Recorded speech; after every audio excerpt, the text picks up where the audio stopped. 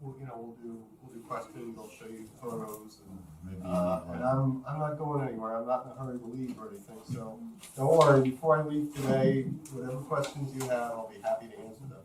And I think we'll start with DXing first, and then we'll take questions, see photos, and we'll talk about contesting. But really, they're very, very much related. So a lot of people say, "Oh, I don't do contests," but they consider themselves DXers or traffic handlers or people used to or whatever. But the truth is, they're very, very much related, and we hope that as I go through here, you'll see not only how they're related, but why contesting is so much fun at whatever level you choose to participate. Whether it's casually to get on the air and make a few contests, or to challenge yourself to see what you can do. And that's kind of neat. It's like DXing, only it's more extreme. So anyway, when we get started, I'm going to sit. And actually, we're not going to see any of the pictures for a while. But one of the funny things you'll see is that this is now 2016. That's a photo from 1999. And what you realize is, I'll show you photos of the station now, how little has changed. And one of the reasons that's funny is because I still use, for logging purposes, I still use DOS computers. I still manually switch antennas. I do all the things that most of you probably don't or wouldn't. And the point is that operating is not about the equipment. The equipment is important, the equipment helps, but operating is about the operator. So the biggest handicap that people have is what they don't know or what they haven't learned yet, not what equipment they're using. And I grew up, when I started out in 1973 as a novice and as a 12-year-old, back then it was crystal control radios, and my Heathkit HW16 basically put out 1 watt. I didn't build it very well. So after we came back from Benton Harbor, it put out about 1 watt, and I had this wonderful little 40-meter dipole that I handmade with Radio Shack parts, and I think probably cost me $8, and it was up like 15 feet high. And that's how I started. And so you learn how to operate first, then when you get the better equipment, you understand what to do with it. As opposed to now, a lot of people start with the equipment first, and they really haven't learned to maximize what they can do as operators, in whatever sphere of radio it is. So hopefully after today, you'll have a few more ideas and things to try, and maybe I'll open your eyes a little bit more about what's possible. Anyway, I'm very excited to be here today to talk with you about extreme radio, DXing and contesting. I'm going to be sharing what I love to do and to give you some important techniques and strategies in operating and station design that will help you improve at both and have more fun. First, DXing is extreme radio. While some pursue it casually, most people that I know put all sorts of transmitting listening antennas and buy or make all sorts of radio equipment that can help them to hear better and be louder, so that they can work stations around the globe, especially the DXpeditions, at all points of the sunspot cycle. Second, contesting is extreme DXing. Instead of working 50 to 100 stations during a good opening, a highly skilled op with a few good transmitting antennas and a quality amp can make upwards of 5,000 Qs in 150 different countries in all 40 CQ zones of the world during a single weekend. And there are many rare stations in rare countries that only get on for contests. So if you're not on, then you miss it. And if you chase awards, there is simply no way to more quickly and easily build up your country, zone, and prefix tones than to operate in a contest. Now I'm talking primarily about DX contests, but stateside contests can be just as much fun and just as great at skill rating too, as well as pursuing work goal states or work goal provinces. Contesting is contesting. I like DXing more now than stateside, but I used to love both equally. One thing before I continue, can everybody hear me well enough? Yeah? Am I being heard in the back okay? There's a little complaint in the back about if you could bring it up just a tad. Okay. Thank you. I'll try. Maybe I'll stand. Lean against the wall. Does this help at all? Yep. Yes. Let me do that. Thank you. In fact, I don't see DXing as separate from contesting, but rather contesting is just a more efficient and exciting way to work a lot of DX more quickly. Okay, so show of hands first of all. How many people consider themselves DXers? Okay, good. And how many of you have ever operated in a contest? Oh, excellent. More contests is DXing. I'm impressed. Hopefully by the end of my talk today, you'll leave excited with new things to try and better equipped to have more fun. Okay, a few things about my talk. I do like to be spontaneous rather than read for a script. But the purpose of writing everything out is so I don't forget stuff, because I would tend to forget stuff. And I don't want to be driving in the car on my own and say, oh, I can't believe I forgot to tell him that. So I'll try to be lifelike as I read from the script. That's the purpose of this. I do want today to be interactive, and I realize that I asked to hold questions only so I can get through stuff and make sure that I tell you what I think is important. But then I'll take a lot of questions, so please hold them, please write them down. I want to make sure that I do answer them all. So first, I'm going to talk about DXing and share some techniques and strategies to help you work DX stations faster. And then I'm going to take your questions about real-life situations. And please, don't be shy. No matter how basic it is or how basic you think it is, it's important. And I do want to answer it because I started out probably even more basically than most of you did. So it's all near and dear to my heart, and it all matters. So please don't feel that your questions are too simple or too basic or be self-conscious about it. Don't. Please ask. Chances are at least one other person here will benefit from your question and the answer to it. Then I'm going to talk a bit more, show you pictures of my station, antennas, terrain, which is very important, and then take more questions.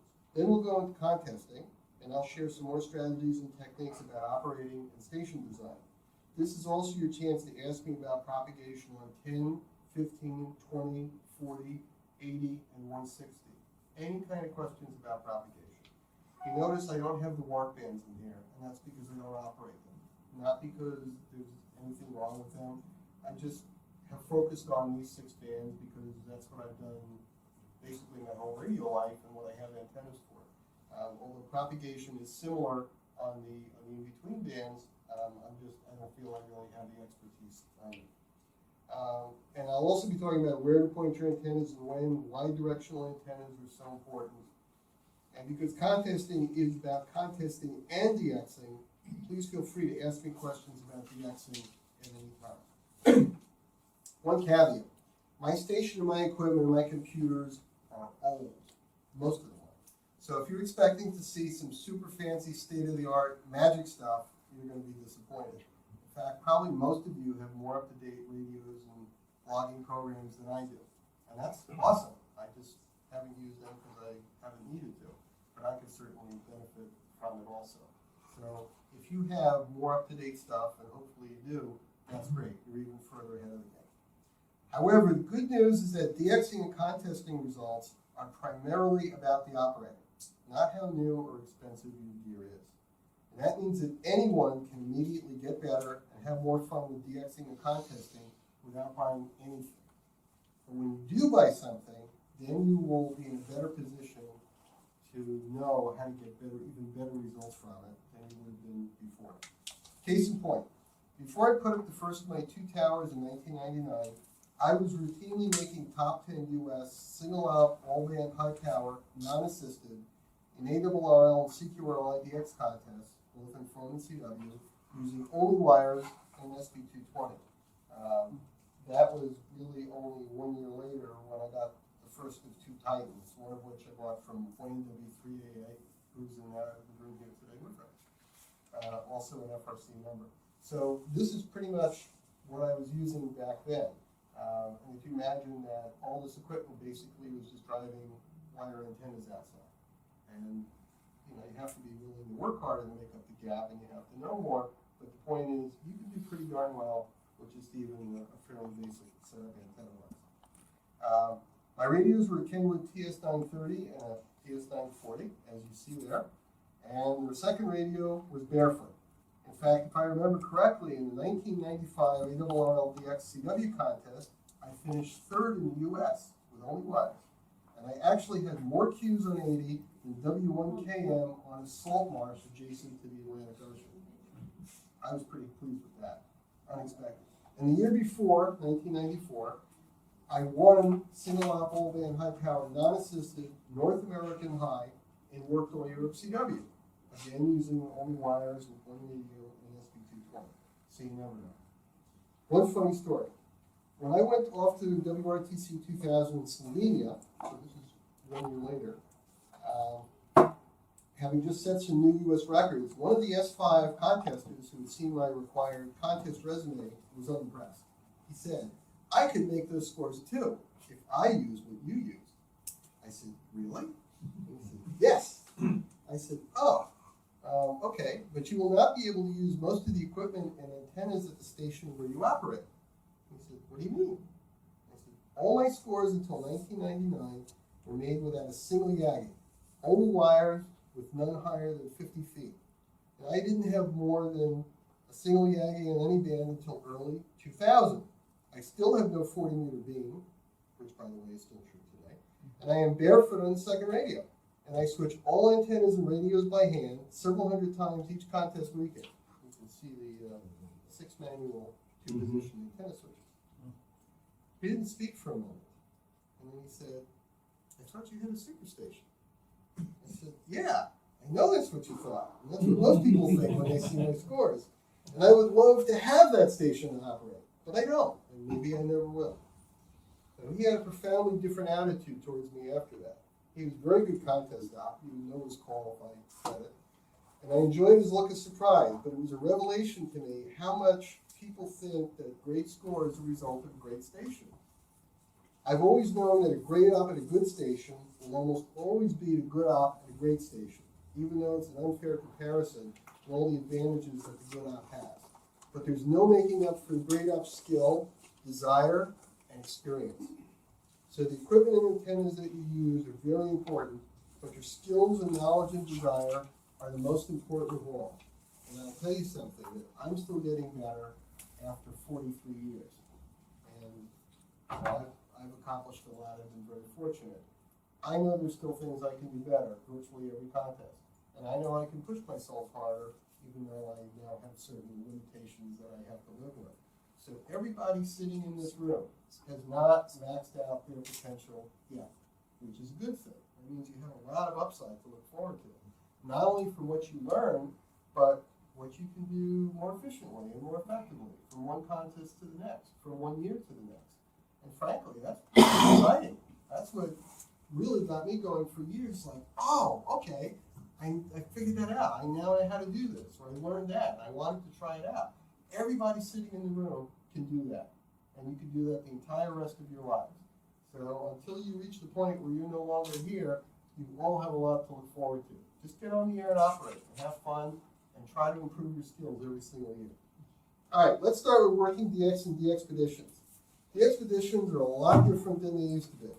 Now, several ops with excellent equipment and new technology that maxes propagation and wave angles at different locations. They actually plan it out and put it on their website. Plans to operate 5 or more bands, often with multiple stations on simultaneously with real-time logging, SCADs, and pilots handling communication to and from the DXpedition ops.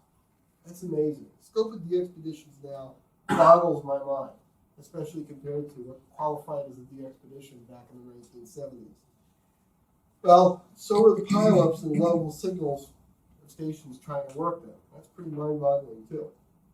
My goal is to work the DX and DXpedition as quickly as possible and then go back to what I was doing before, which is not being on the radio. So here's how. I routinely watch DX Summit on one of my monitors when DXpedition is on. Does everybody here know what DX Summit is? Anybody not familiar with it? Okay. DX Summit basically is something that has a web address on the internet, like any other website, and it provides spots that are sent in by people around the globe. So it gives the frequency and the call sign of the station that's on. It says who the spotter was, and maybe a brief little blurb about what it is. And there are several other things like that, spotting networks that are not radio-based, but they're actually internet-based. And what I do is, when there's a DXpedition on that I want to work, or a station on that I want to work, it's not a DXpedition, I'll just open one of the windows on one of my computers, and I'll just put it out there, and I'll set the filter so when that station is on, I'll get spots from that station. It's just right there, which is great. So I can be working or being with my family or doing 1,000 other things I need to do. and I don't have to be down at the radio. But when it comes up, I get down in a hurry on the radio, turn all the equipment on, and work the station. So that's efficiency that I never would have dreamed was possible 20 years ago. It's great. That means that you can roll up a big DXCC total in a hurry, and spend very little time doing it, in addition to any normal operating you do. I think it's wonderful. To me, it's a great use of the internet. And then there's the RBN network, which actually shows relative strengths of stations around the world. I don't have access to that, but that's even more effective. And contestants use that a lot. That's just truly amazing. You can literally transmit, just get on the air and transmit, and get real-time, see how loud you are in different places around the world. I have to do that because that's an amazing thing. For those who don't know what RBN is. Okay.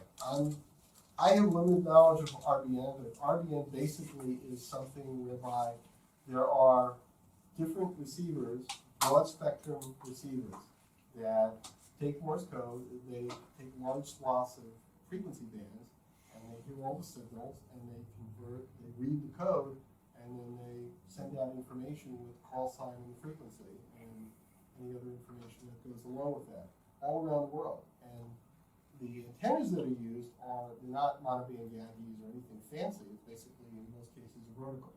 So anything that makes this is audible pretty much at most other stations in that area. So you can transmit, and you might see, for instance, that your signal on a particular frequency is in Reykjavik, Iceland, in London, somewhere on the West Coast, in Buenos Aires. Amazing.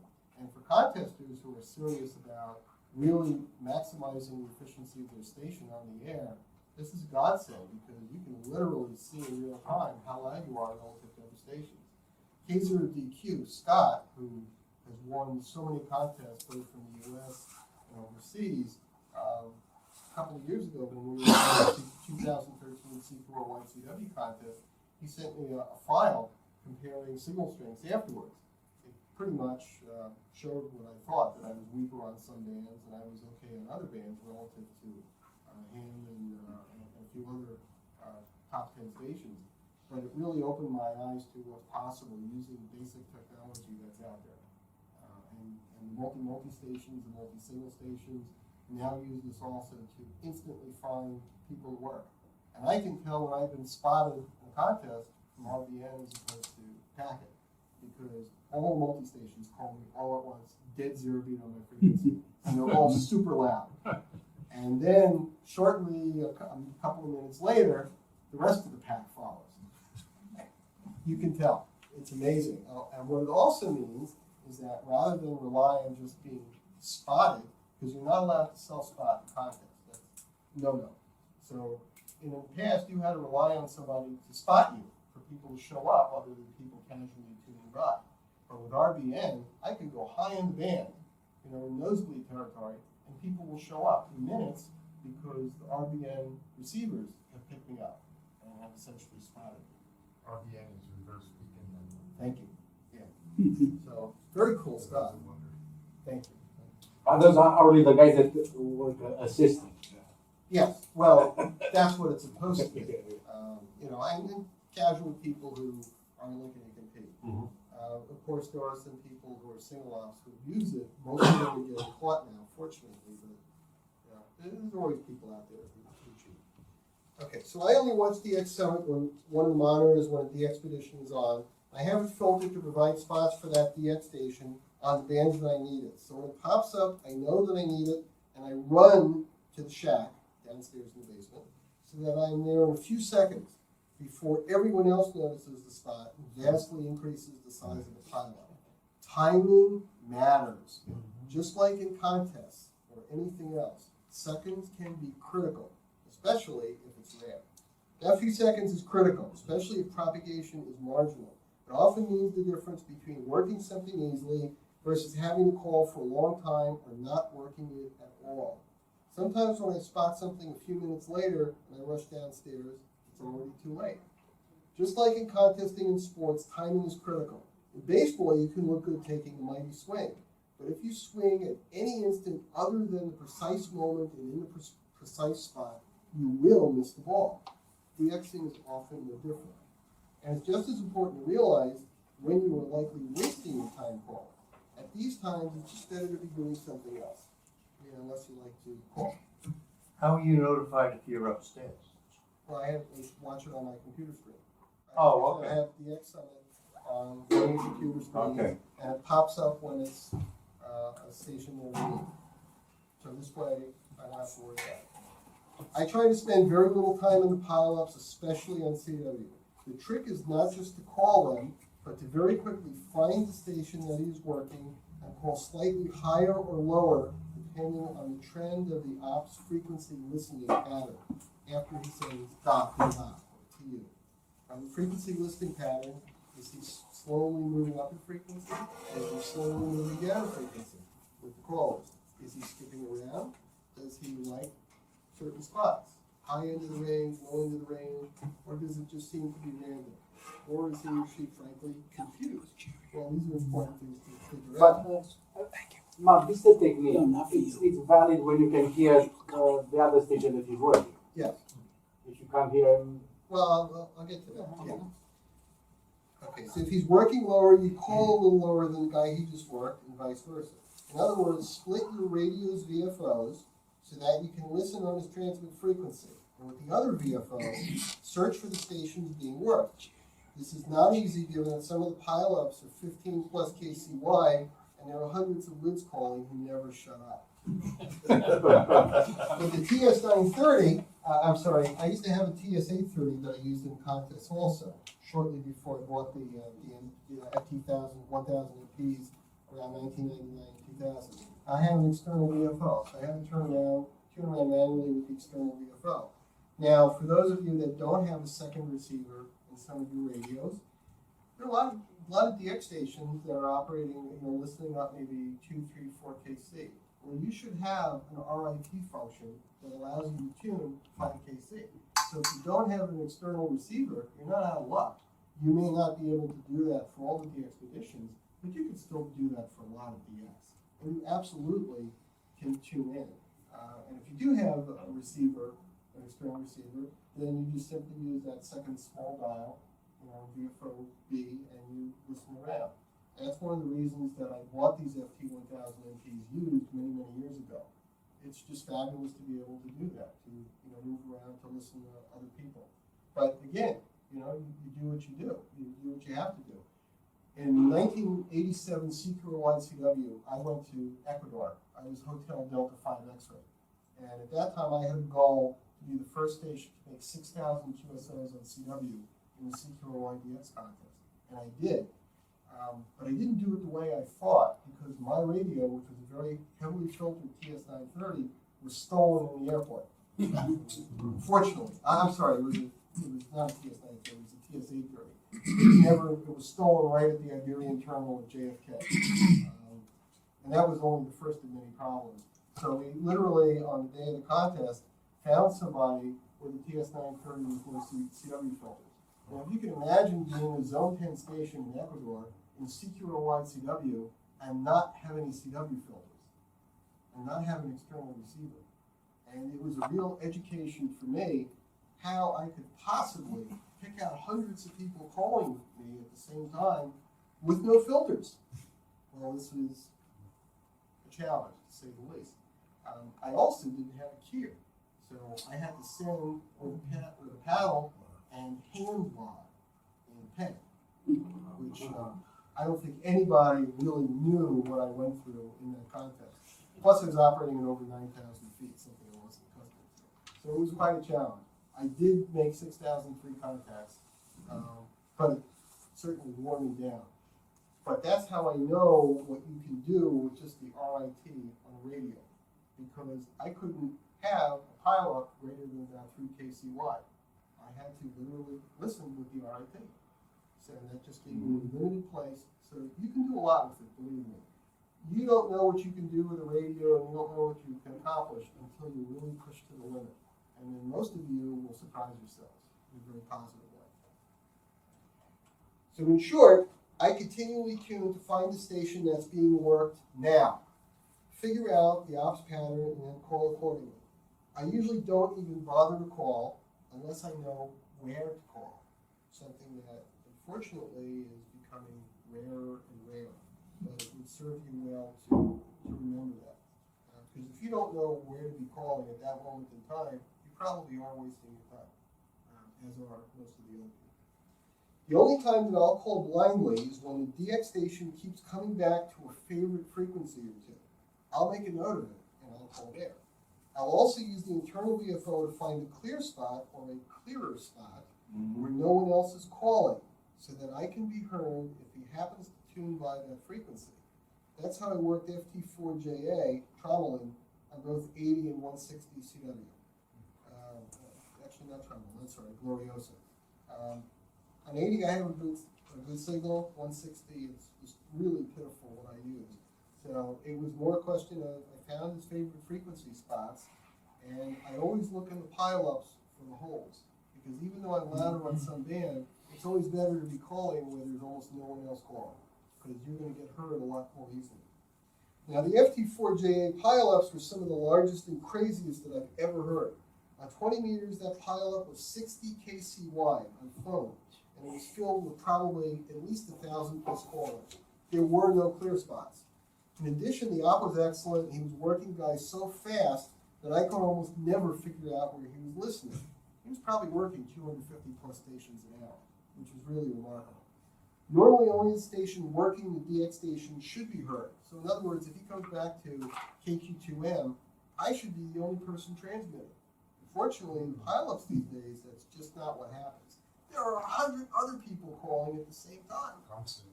Ridiculous! Normally, only the station working the DX station should be heard. Then it would be easy to find the listening frequency. But lately, most callers don't even take a breath when the DX station is working somewhere. So finding the listening frequency is tough. So improvise. This is what I do now. Let's say the pileup is 60 kc wide. A good op is going to focus on a few frequencies where only a few stations are calling, because he can pull out the calls the fastest. So I spent some time tuning through the pileup and noting the frequency of some of the loud callers. I write it down. When one of them gets called, I know exactly where to go. And I can be there by the time that station gets his or her call. Then I try to tail end and drop in my call about 2 nanoseconds later. Timing is critical. I wait until that last syllable's out and I dump in my call sign. And so that there's virtually no time, no reflex time between the time the operator working the DX station stops transmitting and the DX station gives his call sign. So my call sign's in there. You have to be that exact. Sometimes that gets their attention and they work immediately. Sometimes not.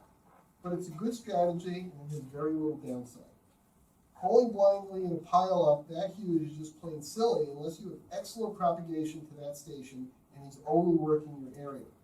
But if this is 15 or 20 meters and you normally have a good path to that area of the world, unless you like big challengers or wasting time, don't bother calling. Wait for a day or two. Let the pileups thin out. Then it should be much easier and much more time efficient. Of course, you also have to be aware of their operating schedule and your expected propagation. If a solar storm is coming in tomorrow and then you're going to be away for a couple of days, you have to try to work them as soon as possible today, just in case. That's life. Storms can develop on the island, wars can start, depending on where they are, antennas can break. You never know. I can't tell you how many of the expeditions I just figured, oh great, it's day 3, they're going to be there another 10 days. No problem working on this band mode. Something happens, somebody gets ill, they lose their license, the government gets angry with them, shots are fired somewhere. And some of these crazy remote islands, you never know what's going to happen. Pirates are a real threat now. At least half a dozen of the expeditions have been cut short in the last 5 years because of pirates or the threat of pirates. So you don't know how long they're going to be there or what's going to come up. Get that station when you can, but realistic expectation is on day 1 it's going to be crazy. If it's a really rare country, everybody is going to want to work it. Don't waste your time, really. Do something else that day. Come back a day or 2 later, the chances are on that particular band mode, if it's a common thing like on 20 phone or 20 CW, they'll be back. You don't have to worry. Next, know your station, learn when you're loud and when you're weak to that particular area of the world. You have to get on and operate to do this. If you're operating once in a while, you're really not going to know. You can learn propagation, but you won't know when your station is more effective on that particular band in that particular mode. Very, very important. I usually don't bother to call if I'm weak at a given time of day to that area on a particular band. But I note when the operator tends to operate on that band and plan my time accordingly. To get this information, I look at DX summit spots of that station on the band over the past few days, weeks, months, and so on. In other words, I'm doing my homework. In other words, I study the operator and the pylon so that I can have the best chance of working the station in as little amount of time as possible. And I try to work them as early as possible because you never know when they might disappear.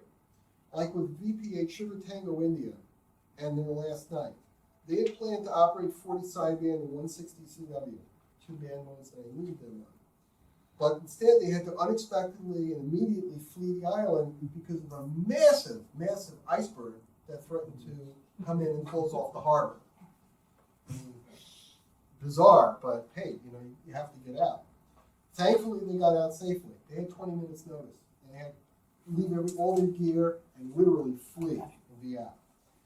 But because I didn't make the max effort earlier to stay up until 06 Zulu, which is hard when you get up with your school-age daughter every day at 10 Zulu to meet the 10:30 Zulu bus, I ultimately lost my opportunity to get them on 40 phone and 160 CW. My fault. Yeah, staying up till 2 a.m. is pretty horrible on a weeknight when you have to get up a few hours later. But you know what? It was my choice. You want to work something rare that might not be around for 10, 20, 30 years? That's what you have to do. So that one was on me, even though they had planned. Yeah. Do you use VOA cap for propagation? No, I don't. But that's not to say you shouldn't. I know the propagation now. But people starting out, there are a lot of different things that can help you learn the propagation. But I would tell you that regardless of how good a propagation program is, there is simply no substitute for you being on the air and you learning what's possible at a given time. And I mean that. That is the only way to really learn. I work things that are impossible propagation-wise. And other times things are predicted with a given level of sunspot number and A and K indices and measures of geomagnetic disturbance, and bands are dead. So what does that tell you? What it tells you is there's no substitute for being on the air to learn your propagation at that point in time from your station. That's really what matters. On the other hand, what I would tell you, even better than VOA cap to learn the basics, is to learn when gray line is. Follow sunset and sunrise. All kinds of wonderfully good things happen at those times, plus or minus about an hour. And they're all different and it's constantly changing. But things will happen again that may show up in propagation programs, maybe not. But years ago, there was something, and I still have it, I still use it, called the DXing. It was a series of about 24 plastic cutouts, one for each month, actually 12 plastic ones. And it showed the Terminator, basically sunrise and sunset, and you watched it go and you slid it along to your QTH so you saw where you were, and you could follow along to see where sunset and sunrise were at different points in time for each different month, because it's constantly changing. And I was using that 30 years ago. And as far as I'm concerned, it was one of the greatest things ever invented. It may or may not still be available. Now, of course, you can watch it in real time on a computer or any of the websites. But the point is the same. That's better, in my opinion, than a propagation program. Because anytime you are looking at sunrise and sunset around the world, you can experiment. You can point your antennas in different directions and see what you find. And you will learn propagation better than anything you could ever get from a computer, just by that one thing alone. However, I learned from my experience in missing VP at STI, so that when VP at STI crew moved to VP at SGI on southern Georgia, I did my research and I learned that when they were on 160, they stayed on 160 colon CQ even if no one heard them until 045 Zulu after sunrise. Now that's dedication. So one night I watched as the big guns were calling around 02, 03 Zulu, and they were working and there was chaos on the frequency. I heard them okay, but I knew I was far too weak to work them. I didn't bother to call. I decided to watch and see when there were no more 160 DX Summit spots for them. Sure enough, around 0430 Zulu, no one was spotting them and no one was calling. But they were still too weak to work. I had already decided this time I was going to stay up until 2 a.m. I also knew that if people heard me calling at 0430 Zulu, invariably they would start calling too. And I certainly didn't want to attract any attention. So I was being cagey here. So I went back upstairs to do some work. I was falling asleep. I could barely stay up. But I knew as we approached their gray line, they would get louder. Sure enough, around 0530 Zulu, I went back to downstairs, and they were up to S4 on peaks. Good enough. No one was calling. It took me a few calls over about the next 2 minutes for them to get my call sign. But they were great ops down there. They would pull you through. You gave them half a chance. You continue, they would stay with you. And that's what they had to do with me. I was incredibly weak, but they heard me. I worked them even though they were much weaker on 160 at VP8 SGI than when they were at VP8 STI. So I learned, and because of that, I worked them. I've studied and learned from my previous mistake, and then put that knowledge to good use to work them on 160 CW. But often it's not that easy. On 160 and 40, because of the antennas that I'm using, depending on where the DX station is located, I can have the right frequency and perfect timing, and many stations can still just walk right over me with ease. There's nothing more frustrating than you're there in the right spot, and the timing is right, and it comes back to someone else. You're like, wait a minute. And then I listen, and that guy was transmitting on my frequency. That gal was transmitting on my frequency. That's really frustrating. And then you realize you had it right, and then he's going to move. Unfortunately, that's the way it goes. I have to be smarter and faster and actively employ all of my strategies, and even then I still have to get lucky. Other times, maybe I'm loud enough, but the QSB is severe. And by the time I'm calling 3 seconds later, I'm down 2 S units, and other stations are up 2 S units. We can't hear what's going on in the other end. The QSB can be that fast on a strained path. And sometimes it really is like that. I may have been louder at just the moment that station stopped transmitting. And by the time I'm calling, I've dropped down and other stations have gone up. That's how the ionosphere goes. The VP8 SGI, VP8 STI QSB was severe, as it is with many other long-haul stations, especially if our signals are propagating through the polar region. So, and that's very frustrating too. Part of the challenge and fun of DXing. Then, of course, there's the enhancement of gray line, the effect of closer in stations, and maybe you're calling at times that you are loud enough to make a QSL, but propagation is more enhanced to other areas. So you would be down the signal by comparison, even if you're running big antennas and big KW. Which reminds me, there are, unfortunately, many stations using big kilowatts illegally, and they show up during the expeditions. I can often tell who some of them are when they beat me out in the pile-up when we're both calling at the same time on the same frequency, and I know that I have superior antennas on that band and all the right wave angles. So there are a lot of people cheating out there. Don't be like that. It's not worth it. In the case of VP8 STI and 40 sideband, several nights before